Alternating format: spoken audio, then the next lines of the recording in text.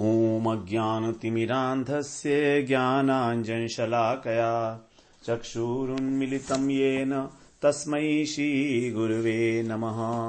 वन्देऽहं श्रीगुरो श्रीयुत्पदकमलं श्रीगुरून् वैष्णवांश्च श्रीरूपं साग्रजातं सहगण रघुनाथान्वितं तं सजीवं साद्वैतं सावधूतं परिजन सहितं कृष्ण चैतन्य देवं श्रीराधा कृष्ण पादान् सहगण ललिता श्री विशाखान्वितांश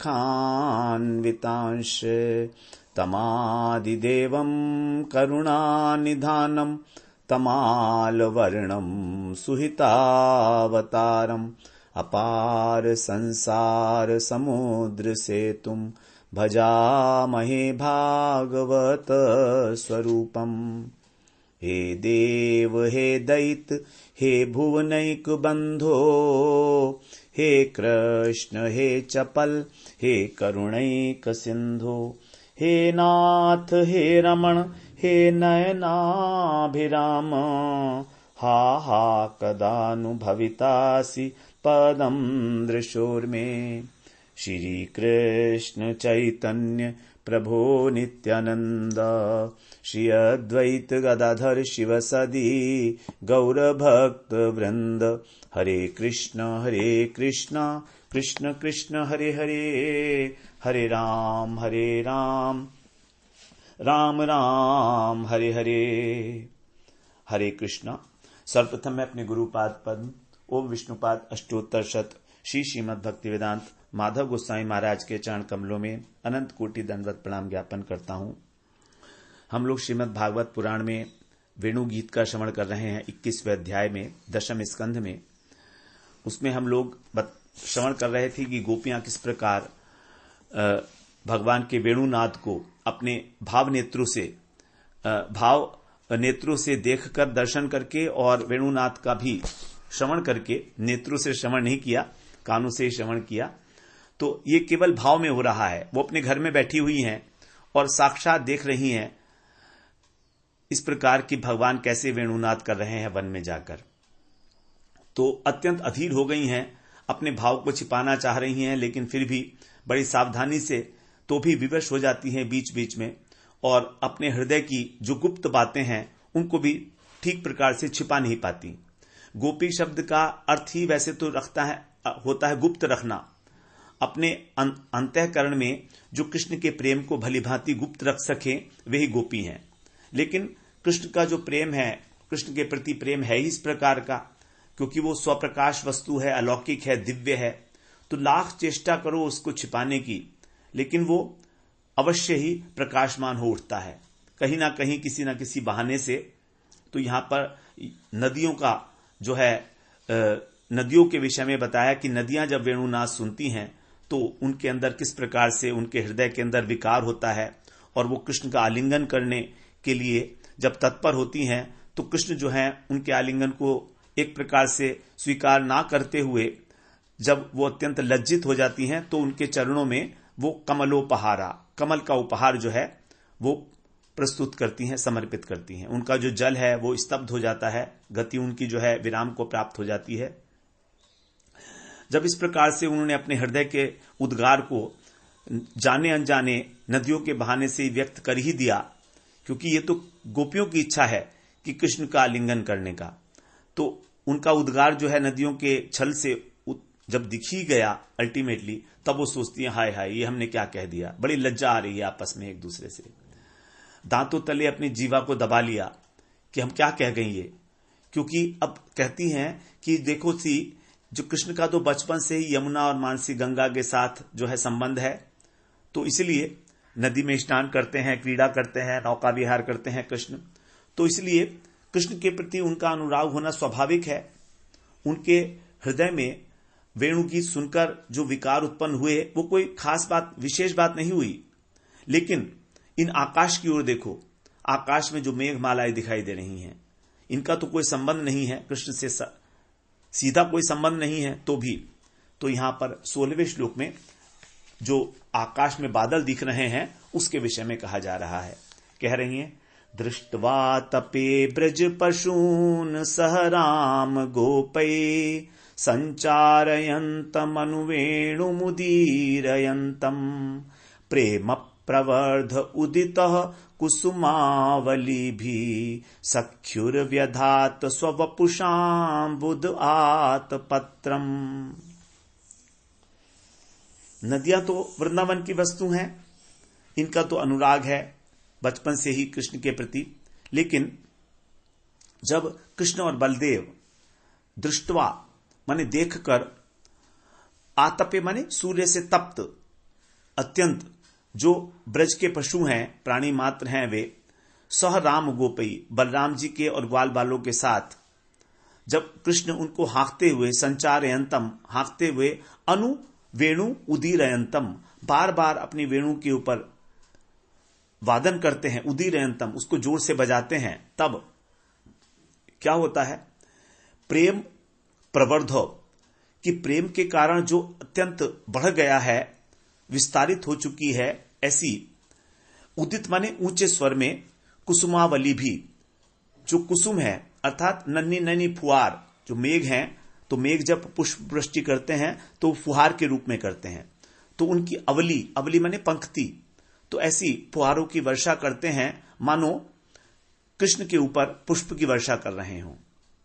और फिर कृष्ण को अपना सखा मानने लगते हैं। सख्युर व्यधात, व्यधात माने बनाकर, तो कृष्ण को जो है अपना सखा मान लेते हैं मेघ, क्योंकि कृष्ण भी श्याम वर्ण के हैं और मेघ भी श्याम वर्ण के हैं। स्ववपुषा अपने शरीर के द्वारा, अम्बुद माने मेघों ने, आतपत्रम अपने को शरीर रूपी छाते को कृष्ण के ऊपर जो है वो तान दिया, न्यौछावर कर दिया। तो यहां बता रहे हैं कि अपने शरीर को मानो उन्हें छाता बनाकर और आकाश में व्याप्त होकर धूप से रक्षा कर रहे हैं कृष्ण की प्रीतिवश।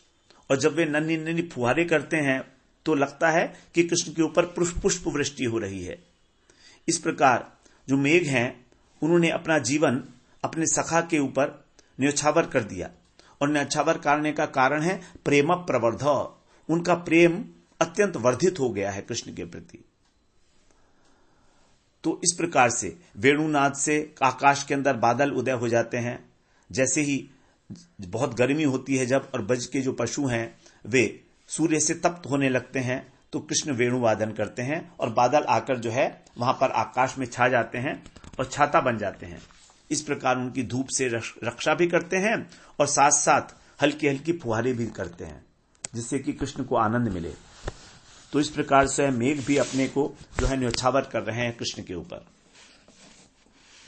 आकाश में मेघ हमेशा नहीं रहते, आकाश में हमेशा तो मेघ नहीं होते हैं, लेकिन कृष्ण को देखते ही उनको इतना प्रेम करते हैं कि वो भी जैसे ही उनका वेणुवादन सुनते हैं वहां पर आ जाते हैं। तो उनसे अब कृष्ण का सख्य व्यवहार जो है वो बताया जा रहा है।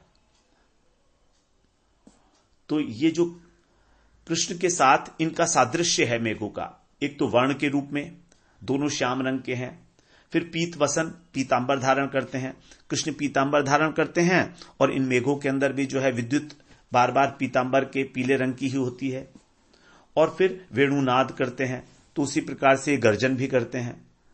तो तीन प्रकार के सादृश्य मेघों के साथ हो गए कृष्ण के।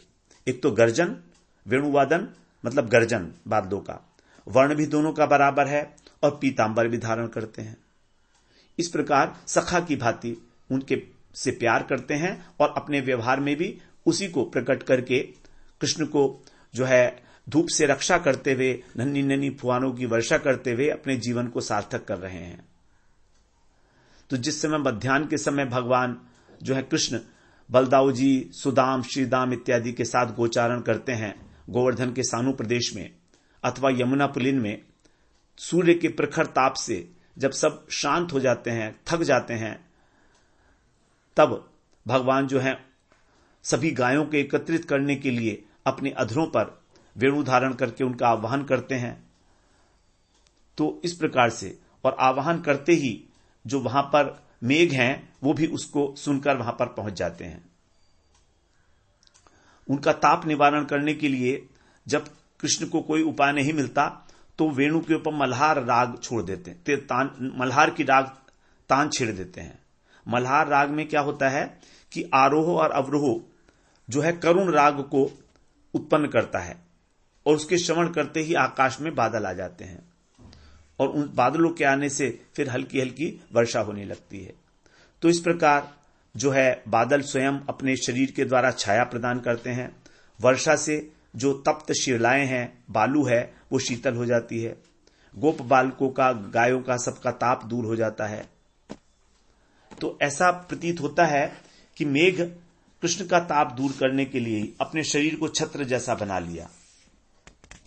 तो ये मेघ समूह जो है हमसे कितने अधिक सौभाग्यशाली हैं। देखो किस प्रकार कृष्ण की सेवा कर रहे हैं, लेकिन हम कैसी दुर्भाग्नी हैं कि अपने शरीर के द्वारा कृष्ण की किसी प्रकार की कोई सेवा नहीं कर सकती।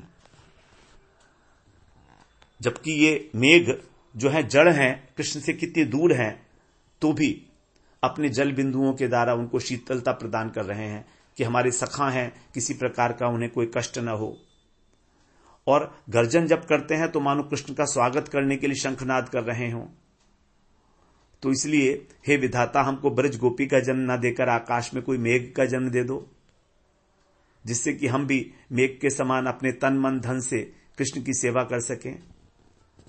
इस जीवन में तो हम लोग सब प्रकार से कृष्ण सेवा से वंचित ही रही हैं। इस प्रकार मेघों के प्रति जो है अनुरक्त हो गई हैं। मेघों का चित्त कितना द्रवीभूत हो रहा है, सात्विक भाव उनके हृदय में उदय हो रहे हैं। उनकी आंखों से जो है अश्रु प्रवाह हो रहा है। जैसे जब कोई महान व्यक्ति किसी के घर पर आता है तो उसकी अनेक प्रकार से पूजा की जाती है। सुगंधित शीतल जल के द्वारा, पाद्य, अर्घ्य, पुष्प इत्यादि के द्वारा उसका अर्चन किया जाता है, वाद्यों के द्वारा अभिवंदन होता है। उसी प्रकार जो मेघ हैं, ये भी अपने प्रिय सखा कृष्ण को देखकर और वर्षा की फुहारें के रूप में पुष्प वृष्टि करते हैं, चरणों में पाद्य और अर्घ अर्पण कर रहे हैं और गर्जन रूपी जो शंख ध्वनि है उससे अभिवादन कर रहे हैं।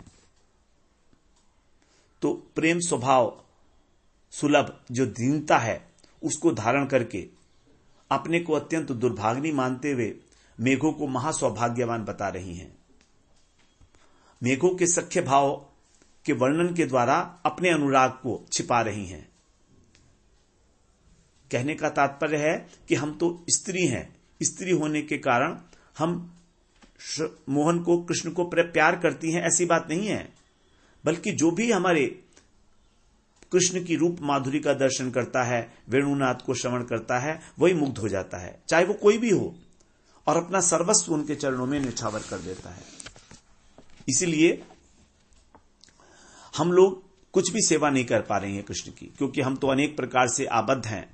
लज्जा का आवरण है हमारे ऊपर कुल की मर्यादा है, अनेक बंधन है, दर्शन करना तक इतना सुलभ है। और दर्शन हो भी जाए, अगर कभी वेणुनाद अगर हो भी जाए, तो हमें उसी क्षण मोह उत्पन्न हो जाता है। इसलिए मोह के कारण जो है हम ना तो उनका दर्शन कर पाती हैं, ना सेवा कर पाती हैं। लेकिन जो ब्रज के पशु पक्षी हैं, आकाश में विचरण करने वाले मेघ हैं, ये मोहित होकर भी कृष्ण का दर्शन और कृष्ण की प्रीति विधान के लिए, उनकी सेवा के लिए हमेशा तत्पर रहते हैं। इसलिए हमें प्रेम की गंध तक नहीं है और हम इस वेणुनाथ को सुनकर भी घर के कार्यों में उलझी रहती हैं। कितना बड़ा दुर्भाग्य है ये हमारा। अब मेघों का सौभाग्य वर्णन करने के बाद यहां पर आगे पुलिंद कन्याओं के सौभाग्य की वर्णन कर रहे हैं। पुलिंद कन्याएं जो हैं वो कितनी सौभाग्यशाली हैं। पुलिंद कन्याएं होती हैं जो शबर जाति, निकृष्ट जाति होती हैं, उसकी जो स्त्रियां हैं उनको कहा जाता है। तो यहां पर जो है कृष्ण की माधुरी का, कृष्ण की वेणु माधुरी का एक प्रभाव वर्णन करते करते न जाने क्या कहती चली जा रही हैं। कभी नदियों की सौभाग्य को, फिर उसके बाद मेघों के सौभाग्य का वर्णन कर दिया। अब यहां पर जो है पुलिंद इस कन्याएं जो हैं उनका वर्णन करती हैं। कह रही हैं 17वें श्लोक में, पूर्णा पुलिंद उरुगाय पदाब्ज राग श्री कुंकुमेन दयितास्तन मंडितेन तद्दर्शन स्मररुजस तृणरूषितेन लिम्पन्त्यानन कुचेषु जहुस्तदाधिम। हे सखी, ये जो पुलिंद गण हैं, पुलिंद शबर जाति की जो रमणियां हैं उनको कहते हैं, ये पूर्ण है, अर्थात पूर्ण रूप से कृतार्थ हैं। ये क्यों कृतार्थ हैं? क्योंकि उरुगाय कृष्ण की जो वेणु है, माधुरी है, वो उरुगाय कृष्ण को कहा गया है, जिनकी विशाल कीर्ति है, अनेक अनेक प्रकार से जिनकी कीर्ति का गायन किया जाता है, ऐसे अथवा अपने श्री मुख से अतिशय मधुर गान करने वाले ये उरुगाय कृष्ण की पदाब्ज चरण कमलों का जो राग रंग है, और श्री कैसे हैं चरण कमल भगवान के? श्री कुंकुमेन दयिता, जो सुंदर कुंकुम से युक्त हैं, ऐसा जो चरण है वो, उसको ये जो दयिता मतलब कृष्ण की प्रियतमा, तो कृष्ण की प्रियतमा के वक्षस्थल पर जो कुंकुम था उससे आभूषित हैं कृष्ण के चरण कमल, उसको आई दर्शन करती हैं ये पुलिंद कन्याएं। क्योंकि जब कृष्ण नंगे पैर चलते हैं तो वहां की जो मिट्टी है, जो तृण है, उसके अंदर वो कुंकुम लग जाता है कृष्ण के चरणों से, उस कुंकुम का दर्शन करती हैं ये पुलिंद कन्याएं। और फिर क्या होता है कि उसको देखकर ये स्मर रुजह, स्मर मतलब काम के वेग से इनके अंदर जो ताप उत्पन्न होता है, स्मर पीड़ा से जो उद्वेलित हो जाती हैं ऐसी पुलिंद कन्याएं, उसको जो तिनकों के ऊपर लगा हुआ कुंकुम है उसको लिम्पंत्य लगा लेती हैं। कहां पर लगाती हैं? अपने आनन, अपने मुखमंडल पर और अपने स्तनों पर लगा लेती हैं। इस प्रकार इनका जो हृदय का ताप है वो जहू माने नष्ट हो जाता है, काम पीड़ा शांत हो जाती है। तो ये जो पुलिंद कन्याएं हैं ये पूर्ण है, सब प्रकार से कृतार्थ हैं, इनके हृदय में भी कृष्ण के प्रति अत्यधिक प्रेम है। तो यहां पर अब जो है और अधिक स्पष्टता के साथ जो है गोपियां वर्णन करने में प्रवृत्त हो रही हैं पुलिंद कन्याओं के माध्यम से। ये जो अंत्यज जाति की नर नारी हैं, ये वृंदावन के वन प्रदेश में निवास करते हैं। वन में वहां पर जो पुरुष हैं वो पालिका ढोना इत्यादि कार्य करते हैं, और जो कृषि के कार्य होते हैं जैसे श्रम करना, खुदाई करना, इस प्रकार अपना जीवन निर्वाह करते हैं। और उनकी जो स्त्रियां हैं, उनकी जो बच्ची कन्याएं हैं, वे वन में घूम घूम के सूखी लकड़ी इकट्ठी करती हैं, गोबर, साग, फल फूल इत्यादि संग्रह करती हैं। तो ये पुलिंद जाति की जो नीच कन्याएं हैं, ये कभी भी कृष्ण के समीप नहीं आती, इनका कृष्ण से किसी प्रकार का कोई संबंध नहीं है, किंतु ऐसा होने पर भी कृष्ण का जो वेणुनाद है उसके श्रवण से वंचित नहीं होती है भी। तो इस प्रकार से कभी कभी दूर से वेणुनाद का श्रवण कर लेती हैं, दूर से, तो उनके हृदय में भी अपने आप ही कृष्ण के प्रति प्रेम अंकुरित होने लगता है। तो रघुनाथ दास गोस्वामी ने जो ब्रज विलास स्तव में कहा है कि वृंदावन के तृण, गुल्म, वृक्ष, सर्प, पशु पक्षी, कीट पतंग आदि सबको जो है कृष्ण की लीला के अंदर पुष्टि में सहायक बताया गया है। और शास्त्रों में इसका प्रमाण भी है, क्योंकि सभी जो हैं किसी न किसी प्रकार भगवान की लीलाओं में सेवा कर रहे हैं। बड़े बड़े जो ब्रह्म ज्ञानी हैं, ब्रह्मा, शिव इत्यादि सिद्ध, वे भी इन योनियों में जन्म ग्रहण करने की अभिलाषा रखते हैं। तो फिर जब इस प्रकार से वृंदावन के ये सभी जड़ पदार्थ, स्थावर जंगम जितने भी, ये भी जब जो है जड़ पदार्थ जो हैं और जड़ हैं, और जिसमें चराचर जो है, जब वृंदावन की भूमि और वृंदावन में रहने वाले प्राणी कृष्ण की सेवा में संलग्न है, तो फिर पुलिंद कन्याएं कैसे पीछे रह जाएंगी? कृष्ण की पुष्टि करने में ये कैसे पीछे रह जाएंगी? ऐसा संभव नहीं है, क्योंकि सभी किसी न किसी प्रकार से कृष्ण की लीला का पुष्टिकरण कर रहे हैं। यद्यपि ये वन में निवास करती हैं, लेकिन तो भी जब गोपियां जो है कृष्ण मिलन की उत्कंठा से कुसुम सरोवर में पुष्प चयन करती हैं अथवा कृष्ण से मिलने के लिए भांडीर वन स्थान में गमन करती हैं, तब ये जो कन्याएं हैं, पुलिंद कन्याएं, ये उनको नाना प्रकार के जो सुगंधित पुष्प हैं उनको प्रदान करती हैं।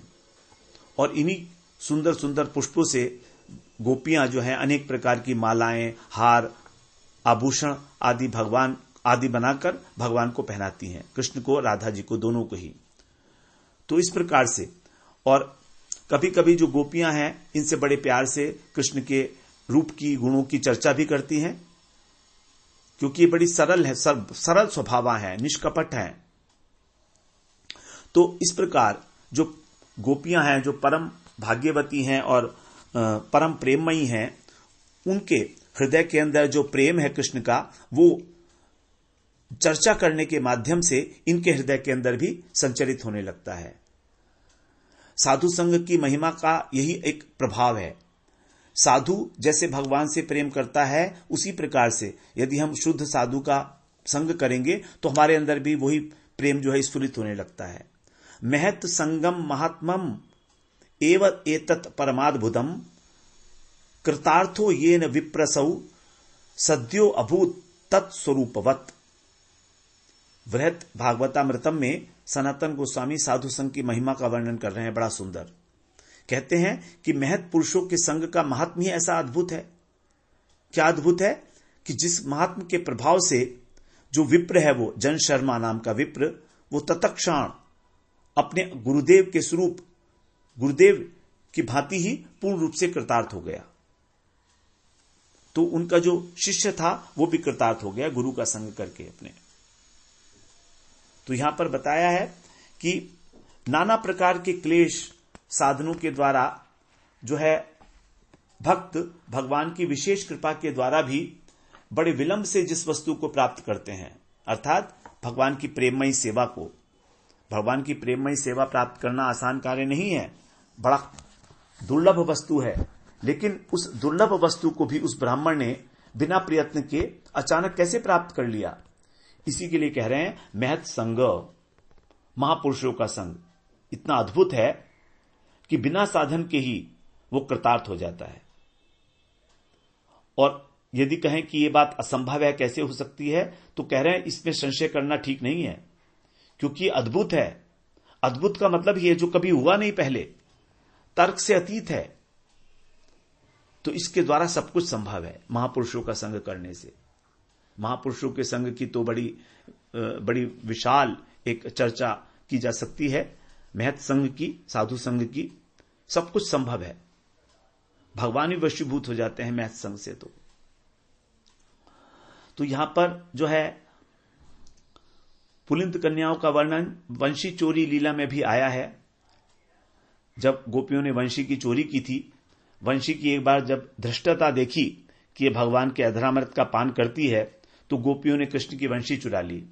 जब कृष्ण को वंशी की याद आई, अपने पास नहीं देखा उसे, तो बड़े व्याकुल हो गए। अब व्याकुल होकर फिर ललिता इत्यादि जो सखी हैं वो जो है उनसे हंसी मजाक करने लगी। ललिता जी ने कहा कि अरे लंपट शिरोमणि, एक सूखे बांस के टुकड़े के लिए इतने परेशान क्यों हो रहे हो तुम? हमारी गोवर्धन में वास करने वाली दो पुलिंद कन्याएं हैं, हमारी सखी, उनका नाम है मल्ली और भृंगी। ये पुलिंद कन्याएं हैं, ये शिल्प कार्य में बड़ी निपुण है। यदि तुम कहोगे तो हम तुमको खूब सारे छेद वाली 10-20 बांस के टुकड़े मंगवा देंगे, बजा लेना उनको तुम वंशी की तरह। बांस के टुकड़ों में छेद करवा के उनसे शिल्प कार्य में बड़ी निपुण है वो। तो इस प्रकार से वहां पर भी इसका प्रसंग आया है चोरी, वंशी चोरी लीला के अंदर। फिर और भी कई ग्रंथों में इसका वर्णन आया है। विश्वनाथ चक्रवर्ती ठाकुर ने किया है इसको कि एक बार पाश क्रीड़ा में जब कृष्ण पराजित हो गए तो गोपियां जो है प्रसन्न होकर ताली बजाती हैं। कृष्ण कुछ झेप जाते हैं और कुछ संभल के कहते हैं कि हे ललिते, इस बार मैं अपनी मुरली दांव पर रखता हूं, बताओ तुम्हारी सखी इसमें क्या रखेगी दांव पर। तो ललिता जी कहती हैं तुम ही बताओ क्या रखवाना चाहते हो। तो कृष्ण ने कहा तुम्हारी प्यारी सखी का आलिंगन। तो ललिता जी ने कह दिया एवं अस्तु। पाश क्रीड़ा आरंभ होती है। इस बार जो राधा रानी पराजित हो जाती हैं, लेकिन चतुराई से इंगित के द्वारा जो भृंगी कन्या है, अर्थात जो ये पुलिंद कन्या है, उसको बुलवाकर अपने समीप बिठा लेती हैं और कृष्ण से कहती हैं कि देखो ये जो पुलिंद कन्या है ये मेरी प्रतिनिधि है, तुम जो है मुझे ही समझकर इसका आलिंगन करो। तो इस प्रकार जो पुलिंद कन्या है अत्यंत लज्जित हो जाती है और सखियां मुस्कुराने लगती हैं। तो कहती हैं इन पुलिंद कन्याओं का देखो तो कैसा सौभाग्य है, ये भी सब कृष्ण लीला की पुष्टि करने वाली हैं। तो ये जो पुलिंद कन्याएं हैं सूखे गोबर इत्यादि का संग्रह करने के लिए वन प्रदेश में इधर उधर घूमती रहती हैं और श्री कृष्ण के चरणों में जो कुमकुम होता है उसको अपने वक्षस्थल पर और अपने मुख के ऊपर लगा लेती हैं। तो सूंघने के लिए उसको अपने नासिका के अग्रभाग में जब लगाती हैं तब इनके अंदर भी जो है स्मर वेग जो है उदय हो जाता है उसका, और फिर उसको कुमकुम को पहुंचकर अपने वक्षस्थल पर धारण करती हैं। तो ऐसा लगता है उनको कि कृष्ण से उनका मिलन हो रहा है। इस प्रकार से वो अपने हृदय के ताप को दूर करती हैं, क्योंकि उस कुमकुम के अंदर जो है कृष्ण की प्रियतमा, उनके अंगों की सुगंध है, कृष्ण के चरणों की सुगंध है।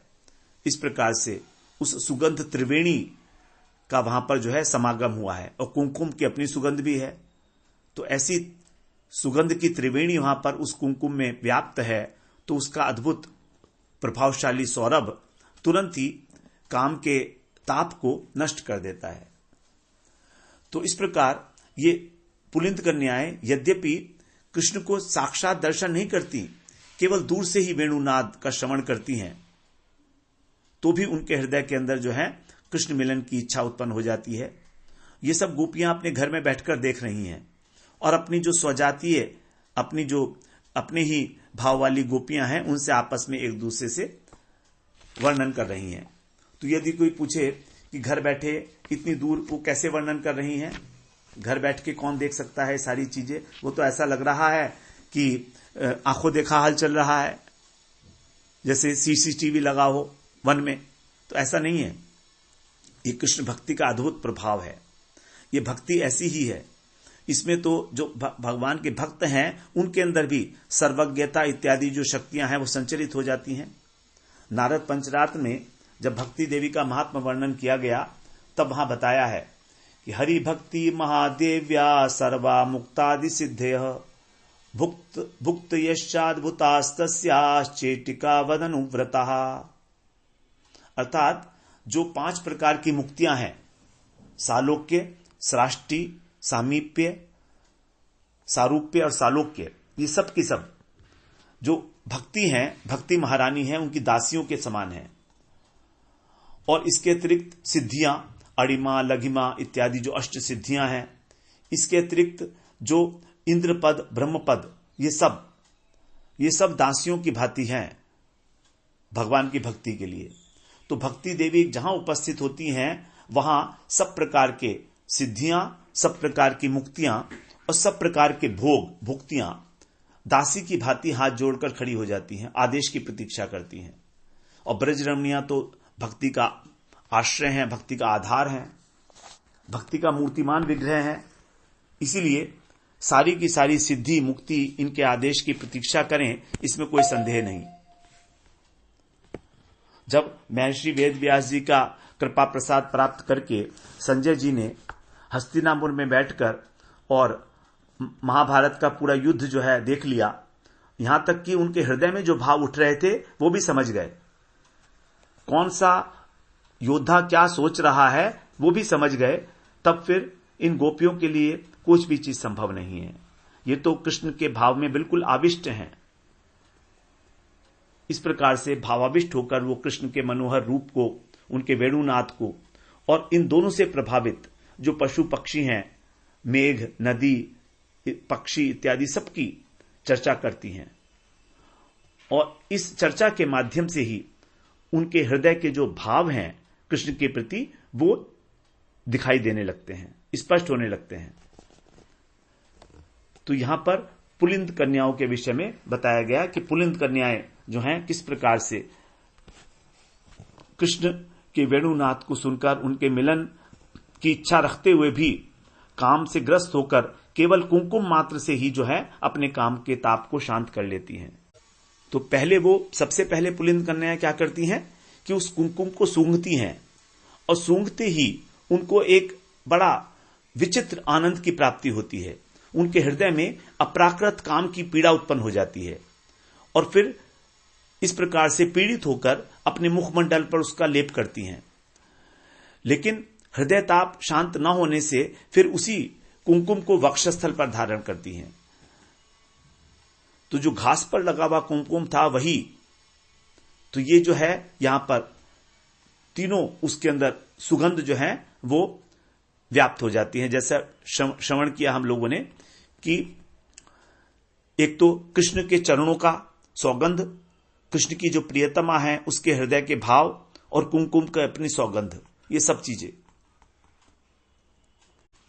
तो यहां पर जो है कहा गया भगवान कृष्ण के लिए नाम आया उरुगाय। कृष्ण का नाम है उरुगाय। उरुगाय का मतलब है जो अपने मुखारविंद से उच्च स्वर में ताल और स्वर से युक्त होकर मधुर राग का उच्चारण करते हैं उच्च स्वर से। तो वेणु के माध्यम से भी वो इस मनोहर तान को बड़े उच्च स्वर से छेड़ते हैं। उच्च स्वर से छेड़ने का कारण यह है कि ब्रज के सभी गांव, नगर, वनस्थली सभी आनंद से मुखरित हो जाएं, सारे पशु पक्षी जीव जंतु ब्रजवासी सब परमानंद में विभोर हो जाएं। इसीलिए इसको कहा गया सर्वभूत मनोहरम। ये जो वेणुनाद है सभी के मन को हरण करने वाला है। लेकिन जब भगवान ने रासलीला के समय जो वेणुनाद किया था वो अलग प्रकार का था। उसके लिए कहा गया जगौ कलम वाम दृशा मनोहरम। यह है सर्वभूत मनोहरम, वो था वाम दृशाम मनोहरम। वाम दृशाम मनोहरम का मतलब है केवल गोपियों के लिए, केवल गोप रमणिया ने ही, उन्होंने ही अपने अपने नाम को श्रवण किया उस वेणुनाद में, और बरबस जो है उसकी ओर खिंचती हुई चली आई। वाम दृशाम मनोहरम। कोई पति की सेवा कर रही थी, कोई गाय दूह रही थी, सब कुछ छोड़कर उनकी ओर दौड़ पड़ी। कोई अंजन लगा रही थी आंखों में, श्रृंगार कर रही थी, अर्ध अवस्था में ही तुरंत अपने कांत से मिलने के लिए, कृष्ण से मिलने के लिए बेसुध होकर दौड़ पड़ी, जिसको कहा गया कृष्ण गृहीत मानसा, अर्थात उनके मन को कृष्ण ने ग्रहण कर लिया था सब प्रकार से। तो ये उन उरुगाय के पादाब्ज, उनके पद कमलों में लगा हुआ जो कुमकुम है, ये वही कुमकुम है जिसको यहां पर कहा गया। और श्री कुमकुमेन, श्री के द्वारा यहां पर राधा जी का जो है की ओर स्पष्ट किया गया है कि राधा जी के चरणों के अंदर ही लगा हुआ था कुमकुम। श्री कुमकुमेन इस श्लोक में आया है, श्री कुमकुमेन दयिता स्तन मंडितेन, अर्थात जो अत्यंत प्रियतम या प्रियतमा है, तो कृष्ण की जो दयिता है, कृष्ण की जो प्रियतमा है वो राधा रानी ही है। और यहां पर श्री कुमकुमेन का अर्थ है राधा रानी। श्री का जो रूढ़ी अर्थ है उसको राधा जी कहा जाता है। तो जो मादनाख्या भाव में हमेशा निमग्न रहती हैं ऐसी राधिका रानी। तो इस प्रकार से उस कुमकुम का जो है ये उत्कृष्टता है, ये उसकी विशेषता है कि उसको देखकर जो है प्रेम में बावरी सी हो जाती हैं पुलिंद कन्याएं भी। तो जिस कुमकुम को सूंघ कर वो प्रेम में मतवाली सी हो गई, उसी कुमकुम को धारण करके वो अपने उस काम के ताप को जो है वो शांत करती हैं।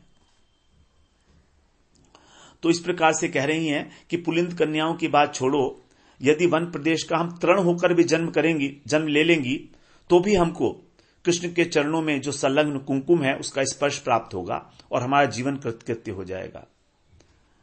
पुलिंद कन्या बनने की इच्छा नहीं है यहां पर उनकी। वो कह रहे हैं हम तो यहां तृण बन जाएं, क्योंकि तृण के ऊपर लगेगा कुमकुम, तो फिर हमारा जीवन कृतार्थ हो जाएगा। इस प्रकार से हमारा कृष्ण से संबंध हो जाएगा किसी ना किसी प्रकार। तो यहां पर जो है गोपियां भाव नेत्रों से पुलिंद कन्याओं को साक्षात देखने की भांति अनुभव कर रही हैं, उनके सौभाग्य का वर्णन करते हुए, और जो है अब तृण बनने की भी इच्छा करने लगी हैं कि हम तृण ही बन जाती, इससे अच्छा तो पुलिंद कन्या तो बन के बहुत बड़ी बात है वो।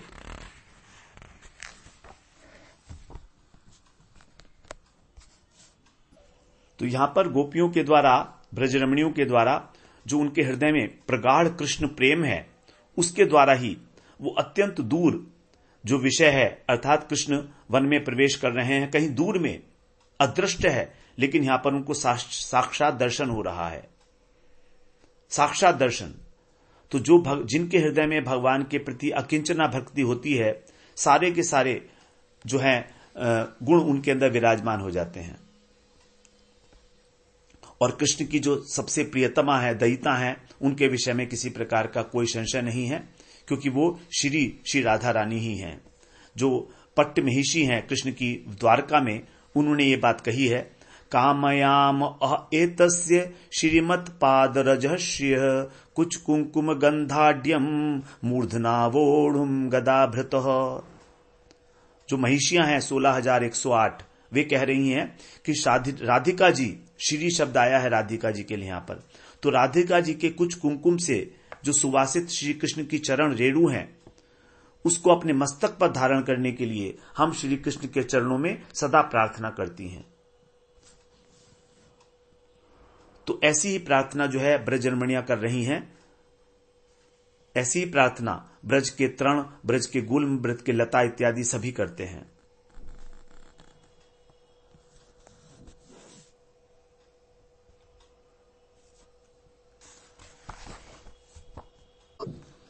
और यदि हम कहें कि राधा जी के साथ तो कृष्ण जो है बहुत बाद में विहार करते हैं, ऐसा नहीं है।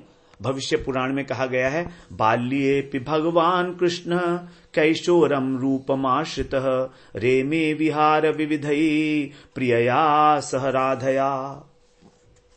यहां कह रहे हैं कि जो भगवान बाल रूप में थे, बाल्येऽपि, बाल्यकाल से ही वे अपनी किशोर मूर्ति को प्रकट करके अपनी नित्य दयिता प्रियतमा श्री राधा जी के साथ विविध प्रकार से विहार करते हैं।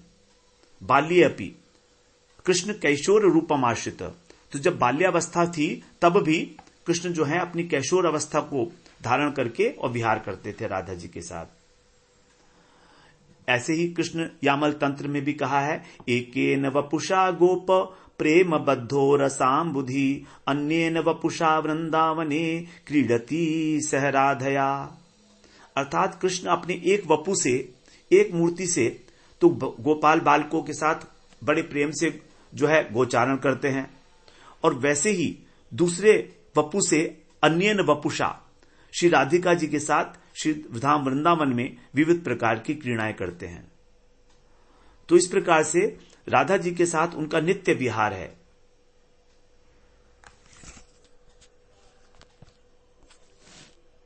यहां पर रूप गोस्वामी ने यह बताया है उज्ज्वल नीलमणि में कि ये जो श्लोक है, पूर्णा पुलिंद उरुगाय पदाब्ज राग, ये वाला श्लोक जो है राधिका जी की उक्ति है, ऐसा प्रतीत होता है।